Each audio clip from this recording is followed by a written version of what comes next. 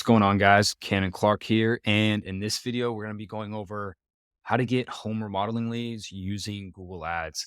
Now, if you've watched some of my other previous content, then you know a big part of our whole system and model and really our amazing results that we get is through Facebook and Instagram ads. But, there is a huge opportunity with Google Ads, and it's really, you don't want to neglect this platform. All right. And so, why do we choose Google Ads in the first place? Well, Google Ads are a competitive but a powerful advertising platform to put your offer in front of people actively searching for your solutions, right? So on Facebook and Instagram, you are interrupting someone's newsfeed. Someone may necessarily not be looking for a home remodel contractor or a kitchen or bath remodel. You are interrupting their newsfeed. Whereas with Google or any other search platform, if somebody is actively looking for a kitchen remodeling contractor, then that lead is very hot and they have much more intent. Now, with that intent comes crazy competition because with Google, you're really fighting over the first top three search placements. Where with Facebook and Instagram, you have all these sort of placements. You have Facebook feeds, Instagram feeds, the marketplace, stories, reels, and all these other places. So, kind of getting into how Google Ads work, first is targeting your audience. So, identifying your target audience by demographics, location, interests, intent, and behaviors can help you deliver targeted messages to the right people at the right time, right? So, and the second pillar is creating effective ads. So, developing high quality, engaging, and relevant ads that resonate with your audience. It will overall increase your chance of success and drive quality traffic to your website or landing page. And now, number three is bid strategies. So, determining the right bid strategies. And we'll go over this in the later part of the video, but you have cost per click, cost per impression, and then cost per action or cost per conversion. And then number four, the last part of effective Google ad campaigns is measuring and optimizing performance. So regularly monitoring and analyzing your ad performance can help you identify areas for improvement and make data-driven decisions for optimization. So you can use metrics like clicks, impressions, click-through rate, conversion rate, and overall, not necessarily return on ad spend since, you aren't advertising an e-commerce brand, but overall return on investment. So to make it more simple, how to really create effective Google ads is, number one, keep it simple, make your ad easy to digest and understandable. Use clear graphics, minimal text, a simple call to action, and then test different ad formats, including text, display. If you're using YouTube, you can also do videos, and then focus on the benefits, not features so much. And we'll get into a little bit of that later. And so starting off with your target audience for the demographics, I always like to target homeowners in their prime earning years. So that's usually age 30 to 55. And then for gender, you can obviously keep that as both male and female. That's not going to impact your performance at all. Just leave it as the same. And now, what I see a lot of people do is they want to target very, very specific to where only a now, what mistakes I see a lot is with targeting, people want to target a very, very specific person that is probably less than 1% of their total service area, meaning you just won't get any impressions for your ads at all because Google's going to see that and they're going to not show your ad to someone who might actually be qualified for your services. So when it comes to education, income, occupation, marital status, parental status, I would leave that alone because you're already affected by search volume. There's only a certain amount of people every day that are searching for home remodeling services. You don't really want to cut that off even further by limiting yourself by income, occupation, and so on and so forth. Now, for location, you really want to make sure that you're doing a mile radius around your service area. And for some reason, Google makes it super complicated to do this, but you'll just want to do anywhere from 20 to 50 miles around your service area. If you can go 50 miles, great, but do a mile radius around your service area. And then if there are areas where, maybe it's a super dense urban area, such as LA, where people don't really have homes, or maybe it's a part where it's not as affluent, then you can put a tiny little exclusion radius as well within like 1 mile. So people aren't clicking on those ads who most likely don't even own a home in the first place. And then for location, you'll also want to make sure that you say people living in this location, not people interested in this location, so that you aren't getting clicks from people in Montana when you're a contractor in Boston, for example. Interests and behaviors, again, I would leave this alone, keep it broad in this sense. But what you can do for interests is add a negative interest where you put in work opportunities so that Google is less likely to show your ads for people who are looking for jobs or looking for work opportunities. And then intent. So that's all about keywords, search history, and remarketing. With remarketing and retargeting, you can take past website visitors. You can also take, your past customer list or people who engaged with your Facebook and Instagram page, and you can put them into this retargeting list, which can be very effective.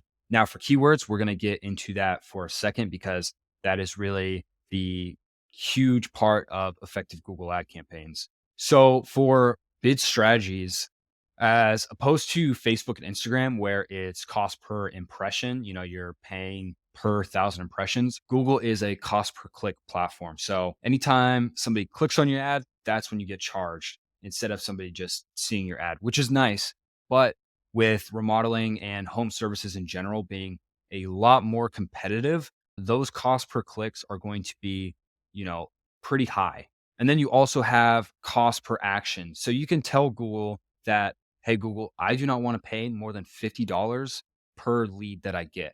And Google will try to optimize. But you don't want to say, hey, I don't want to pay any more than $10 per lead, because then Google is not really going to show your ad to your audience. Now, going into one of the most important parts of your Google ad campaign is keywords. So, keywords are the epicenter of your Google campaigns and can really make or break your Google ad strategy. And this is what people are actually going to be searching for. It's the search terms to where your ads would come up. So you can use tools like SEMrush to find thousands of keywords for people directly searching for your services. So you can put in, kitchen remodeling, bathroom remodeling, home addition contractor, and SEMrush will give you thousands of other keywords that directly relate to that specific keyword, so that, for your competition, they might be missing out on a few keywords, but you would be able to pick that up since, you got back thousands of others, right? And so for the match of keywords, you have broad, phrase, and exact match. Now, broad is if you put in kitchen remodeling, your ad is going to show up for anybody that searches anything to do with kitchen or remodeling. So they might look up kitchen trends and your ad would come up, or they might look up remodeling job near me and your ad would come up. So that's why 99% of the time we go with phrase and exact match. And that's really to kind of keep it simple. It's if people only search up that specific keyword. So they look up kitchen remodeling or kitchen remodeling contractor, only that will trigger your ad to show up. All right. And so negative keywords also play a massive role in your campaigns, because if you're showing your ads to people who are looking for example, like job opportunities, trends, or just informational material, you're going to waste a lot of your daily budget, because these people are just going to be clicking on your ad who really have no intent of getting a remodeling project done. And so it's also going to be super annoying getting a lot of calls from people searching for jobs. And so what I recommend is you can take 10 minutes every day to look at the search terms. All right. And so in the Google Ads Manager, this is what it looks like. You would just go to kind of the overview and then you'd scroll down to search terms. And every day you can actually see what people are searching up that is triggering your ad. And so a lot of times you'll find really strange and weird stuff that you want to get rid of so that, that keyword doesn't trigger your ad again. Like one example, it could be like $5,000 kitchen remodeling grant, like people thinking that they can get a kitchen remodel for free, or there's some sort of government program or something like that. You don't want those keywords or those search terms popping up for your ad, because it's just going to waste your daily budget. So you can just go in there, take 5 minutes every day and get rid of all the ones that are irrelevant to you.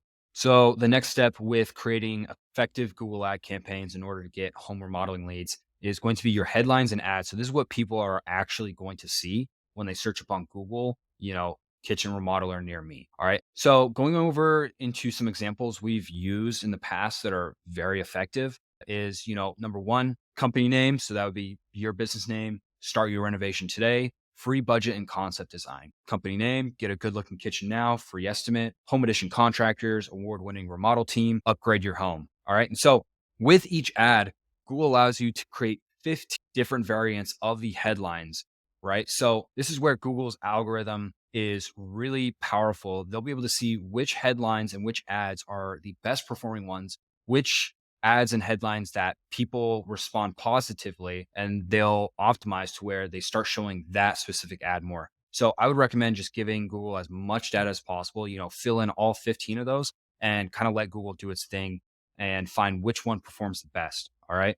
Now, what I also recommend is that, you have your campaign, you have your ad groups. You don't want to clump all your services together in one ad group because you might make an ad showing, you might make an ad promoting a kitchen remodel, but if somebody looks up, basement renovation and they see that ad, they're not going to be likely to click on the ad or they're not going to be likely to convert. So you can make a separate ad group for each service that you plan to promote. So, for example, what we like to do is do one for kitchen, bathrooms, decks, basements, home additions, and then you can make one for kind of the broad remodel. So anything, remodeling contractors, renovation contractors near me, that broad really just means anybody who didn't put in a specific area of their home in their search. All right. And you'll also want to match the keywords with each ad group as well, if that makes sense. So, with your ad to even make it better is add site links, images,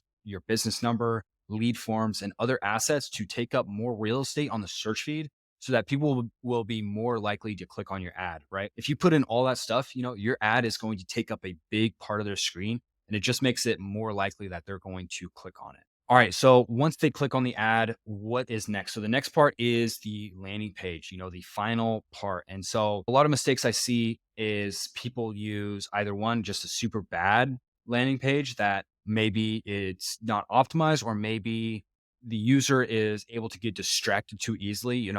The one of the big buttons is like follow us on Instagram. They go to Instagram and then they see like a video of a cat. Now they're just scrolling through cat videos and you've sort of lost that lead.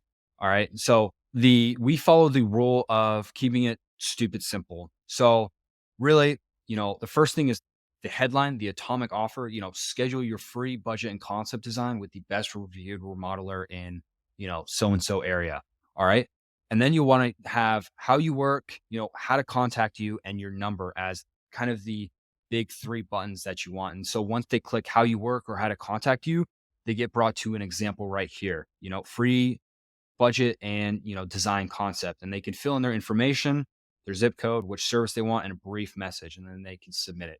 Super easy, super simple, something that they just can't get lost easily. Now, up above, you can also have your pricing, your gallery, which includes like project photos, so that, you don't want to put this as front and center, but you kind of want to have it up at the top menu so that if people are more curious of, what your project photos look like or what your specific pricing is, they can also view that as well. And so kind of to recap on landing page, keep it simple, keep it optimized, but also have congruency with your ad. So to kind of recap on landing pages, one, keep it simple. And then two, have congruency with each ad so that when people click on the ad, they're not completely shocked when they see the landing page and they immediately click off. So an example of that is like if somebody is searching for a basement renovation, they go to click on your ad, they go to the landing page, and on a landing page, they see like, oh, it's actually like a plumbing business. They're going to click off very soon. Now, that's a pretty extreme example, but the point is really to have congruency from ad all the way to landing page so that, they'll be more likely to convert. So once you have identified your target audience, you got some keywords in, you got your ads and headlines, and you've optimized your landing page. Next step is measuring and optimizing performance so that you can continue getting remodeling leads and you can continue getting them at a lower cost. All right. So one key indicator is low CTR. So what CTR is click-through rate. So if people just aren't clicking on your ad at all, one thing you can do is just change the ads. All right. Try a new offer and angle, change the headline, but also make sure that the keywords are aligned to what you're advertising, right? Don't mix and match. The next one is low CVR. So low conversion rate means people are clicking on your ad, but they're just not converting when they get to the landing page. All right. So what you want to do if this is a problem is make sure that the ads and landing page have congruency. So they both match up. People aren't, getting completely surprised or shocked when they see your landing page. Now, if there is congruency in the landing page, then it's probably just because your landing page is kind of crap. All right. So you'll want to optimize that. You also want to keep it simple. Make sure that people just aren't getting lost or just scrolling down to the bottom like zombies. So what you can do for this is you can install a heat tracking software on your landing page like livesession.io, which is what we do. So we can automatically see, because it records the people's screens, it can see where the website visitors are falling off. So when they get on, do they just scroll down to the bottom, click on about us, they read, whatever stuff, and then they get distracted, or do they click on the ad and immediately click off? That can give you some key insights in determining how to optimize your landing page and really overall what to fix. And so the third of, measuring and optimizing performance is always have conversion tracking set up so you can actually measure your performance. So this involves like anytime somebody submits a lead form, tracking that. Also, when somebody calls the number on the website, it also tracks that as well. So you can kind of measure the return on investment you're getting with Google Ads. So kind of the great thing with Google Ads is that it's almost impossible for the ads to fatigue, because with Facebook and Instagram, especially after many months of running the same ad, people are going to start seeing the same thing because you're interrupting their news feed, which is fine. You can just create a new ad and, boom, you're up and running again. But, it is that extra effort. Now with Google, people are searching up home remodeling services every single day, and it's going to be different people, and they're going to have different needs. So the ads for Google are never really going to fatigue. So the great thing is you can just continue to monitor the performance, add negative keywords, measure the metrics, and it's pretty much good to go, and it can run on autopilot. So I hope you guys got some value out of this video. Hopefully it was easier to understand. I'll also leave this document in the description below. Now, if you're a home remodeler looking to get more projects this year and just completely automate your client acquisition, then you can check out some of my other content, going over my case studies. And then you can also book a call with me to see if our system would be an amazing fit. And then also make sure to join the free Facebook group where we also give away all the free sauce there. But other than that, I'll see you on the next video.